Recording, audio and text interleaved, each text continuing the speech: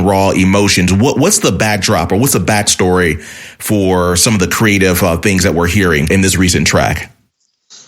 So in this recent track, the backstory is I was an Adderall abuser. I was on Adderall for the majority of my life. Wow. Especially as a child, I started very young being prescribed, stimulants. Mm-hmm. I grew up feeling that I needed to be medicated in order to perform well in school in general. It turns out that I was not hyperactive, and Adderall really was not the right remedy for my, distractions that were caused in the classroom. I think simply that class was boring, and I was interested in playing guitar and not listening to how to solve math problems. Right. I didn't have hyperactivity issues, but 20 years ago, there was just a lot less data about the effects of Adderall and so on and so forth. So, wow. So I was prescribed it. I was completely glued to it for so long. It changed how I was as a human in terms of how I spoke to people and how I felt about myself. Sure. And to just fast forward, I began feeling that if I didn't take it, I would be unproductive completely. And what ended up happening was, as my tolerance for it grew, I began taking more of it to sustain the feeling longer, so that the creative process could last longer. Fearing that it would wear off, and it just turned out into just taking way too much. And I ended up needing to go to rehab for this, because it was just some part of my life for so long. So I went to rehab for it, and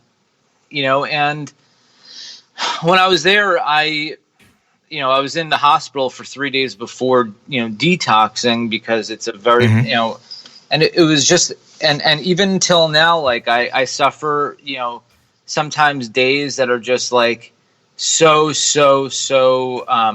slow and almost depressing, because I'm so used to this jolt of energy throughout the day that now that I'm off it, it's I'm learning how to just have a normal day that doesn't consist of these massive highs, and I'm just kind of learning to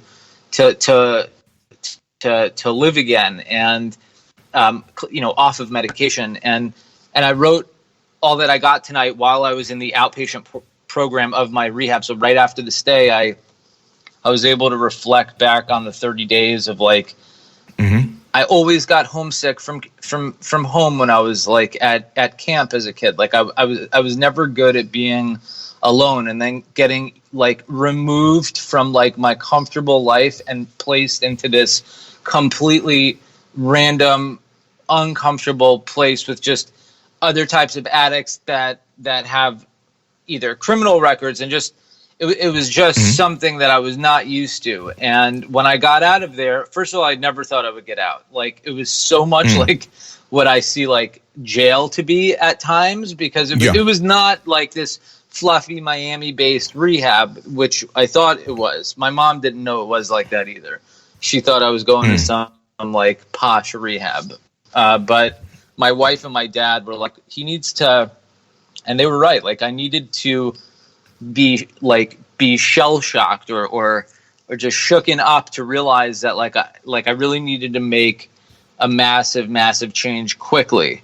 And the way to do that is by throwing your warm body into freezing water, so that there's just no way that you could, avoid the realities of the situation. So that's really in a nutshell what happened. And thank God I'm clean now. And in the past 8.5 or 9 months since I'm out, I recorded a whole album, 4 music videos.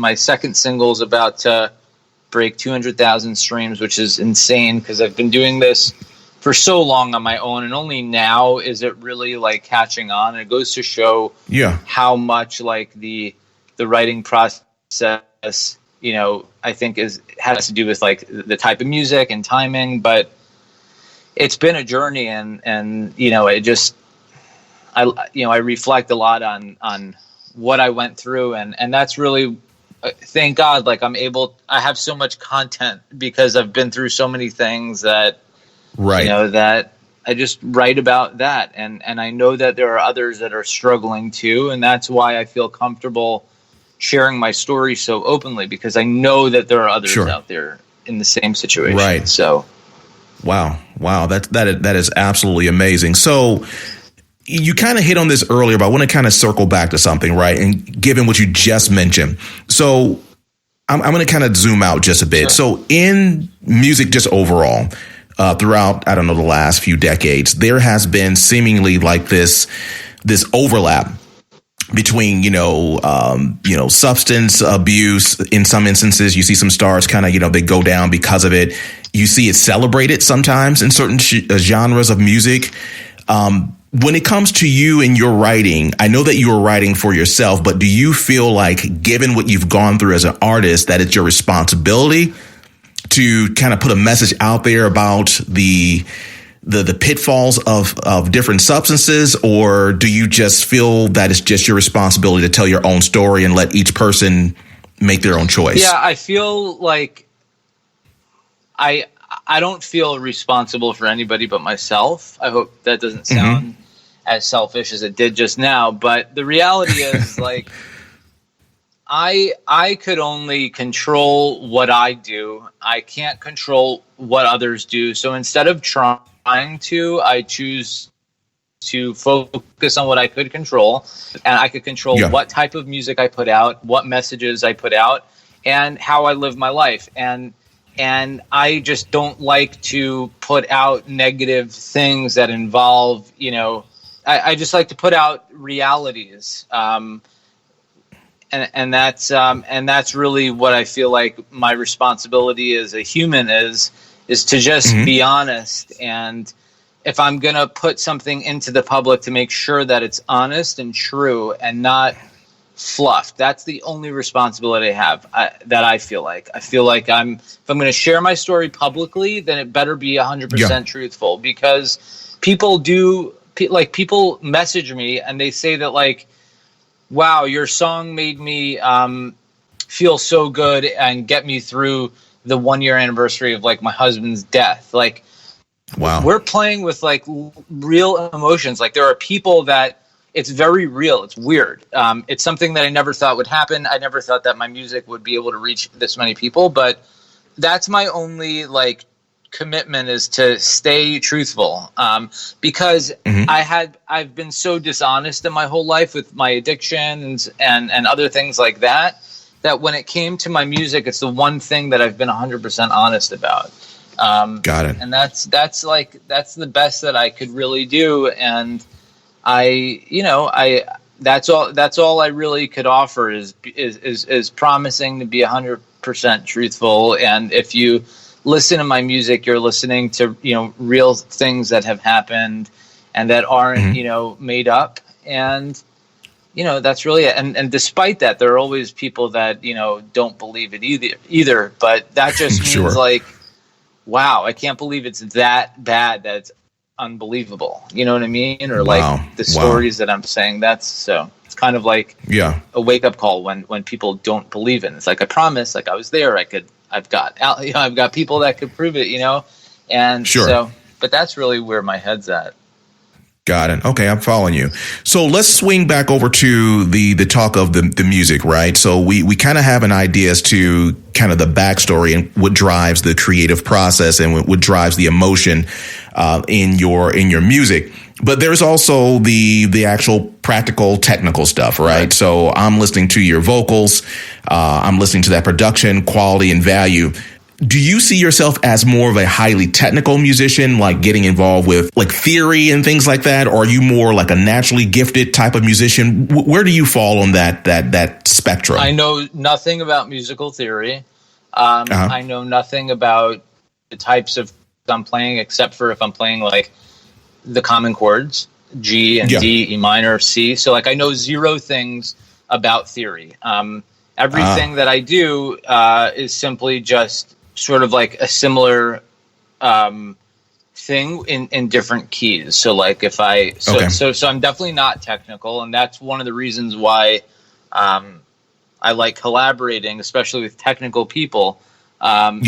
Because like they really are able to extract like a different sound from me, because the melody writing is similar over, really like any type of chord progression. I'm able to write a melody. Not everything's going to be catchy or a hit, but like what I know personally is very little compared to like a person who's able to play, let's say, piano entirely, like without like, a keyboard and transposing the key up or down. I'm playing like 7 chords throughout my whole life, up and down different keys with the transpose button. So like, I'm definitely not technical. I know nothing about theory. It's something that like people have always told me to look into, but I just was like stubborn about it because it was boring. Like I just wanted to continue writing my songs and stop being bothered by like, I don't want to study anything. I didn't want music to be work. Like I didn't want to have to like think about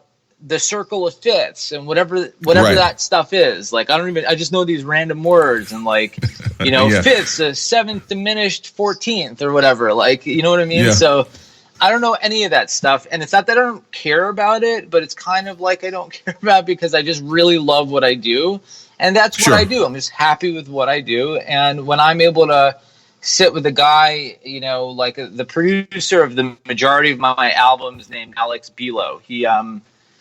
He's a great producer. He's worked with people like Lauv and Gavin DeGraw and others like that. And he's just like the opposite of me. He's like a classically trained pianist. So like, wow, it's totally different. It's cool though.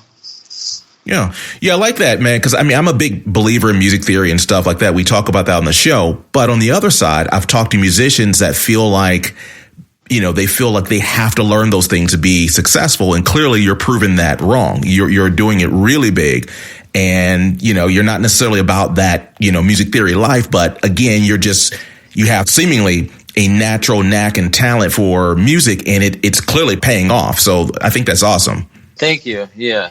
I appreciate it. Yeah, for sure. So let's talk about a couple more things before we get out of here, because I know that you have a crazy busy schedule. So fan engagement, right? We talked about you kind of writing from, a personal standpoint, and you're kind of writing your own story. You're not necessarily trying to write for someone else per se, and you're hoping that people will resonate, with your story. But at the end of the day, right, we still want fans as musicians. We still want those streams, as you mentioned. We want, people to visit our social platforms. So what are you doing to cultivate a relationship with the fan base? So if I am a kind of an aspiring musician and I'm trying to get my fans engaged, how do you manage that while at the same time, not, I guess, performing for them? I guess that's a bad word, but being fake in order to get these fans. How are you managing that? So I work with a PR company that promotes me. And what we do is we advertise my music videos on YouTube. I'm just going to give you all the things that we do to increase exposure. We use TrueView ads, which are YouTube's advertising platform. So when somebody is like looking up a Shawn Mendes song, you're able to target like whatever genre of music or individual. Your music video shows up, and it must play for 5 seconds before you advance it, and that counts as a view. So so that's one way. Another way is that the PR agency gets me booked on different social platforms, podcasts, morning shows, I'm going on a tour, stuff like that. So it does require, it requires a lot of people, and it's not supposed to be, I don't mean for it to come off like you need to have backing, but the reality is that the way that you're able to do something on a large scale is by number one, being able to work with people that are able to operate on that scale, and they need to be paid. So like I'm signed, and the label that signed me obviously takes care of that. So so it's not that it's completely independent. I'm signed to a label that I'm part owner in, but so it does require a certain amount of money behind you in order to be able to afford these different things to get to that large scale. Relying solely on virality is not a realistic